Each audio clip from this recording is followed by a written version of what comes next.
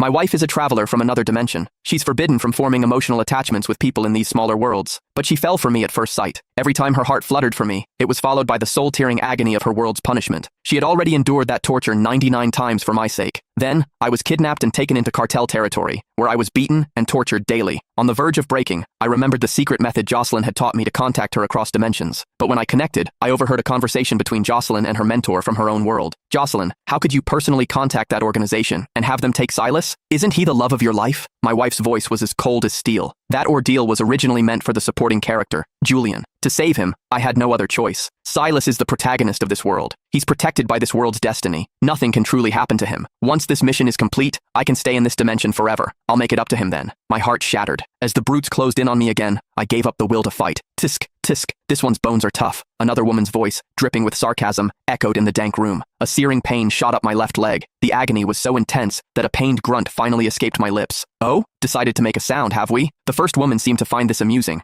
I forced my eyes open. The woman leaning over me was caked in garish makeup, her face twisted with a sick excitement. She brandished a red-hot iron rod in front of my face, then shoved it violently into my chest. Ah! I screamed. It felt like my insides were boiling, the burning sensation spreading through every nerve in my body. That's more like it. It's no fun if you don't scream, the woman cackled, satisfied. She then pressed the rod against the other side of my chest. I clenched my jaw, fighting to stay silent. I knew the more I struggled, the more they enjoyed it. All I could do was endure, praying for it to end. They'd already severed the tendons in my wrists and ankles. I was nothing but a broken toy for them to abuse. Which number is this? Have we used 8 different instruments yet? It was Jocelyn's voice, clear and crisp as always, coming through the connection. This is the 7th. Does it really have to be so exact? Her mentor asked, a hint of pity in her tone. You know Silas was the one who saved you back then. Why are you so determined to repay this debt to Julian? My eyelashes trembled. During that landslide years ago, I was the one who clawed through the rubble to dig her out. I carried her to safety before collapsing from exhaustion. When I woke up, she insisted that Julian was her savior. No matter how I tried to explain, she wouldn't believe me. It turns out, it wasn't that she didn't believe me. She was doing it on purpose. Marrying Silas already betrayed Julian's devotion to me. I don't want him to suffer through this too, Jocelyn said. If a man goes through something like this, his life is ruined. Jocelyn sighed, her voice filled with a hollow guilt. Lying on the filthy plank of wood, I laughed until tears streamed down my face. She knew this would ruin a man's life, yet she was still so heartless. She claimed to love me, but she was the one who pushed me into this hell. Did her betrayal not count? A sharp pain erupted in my abdomen. I gasped for air, but all that came out was blood. One of the men across the room yelled in panic. What's wrong with him? Is he dying? Her mentor's voice grew tense. Jocelyn, Silas is fading.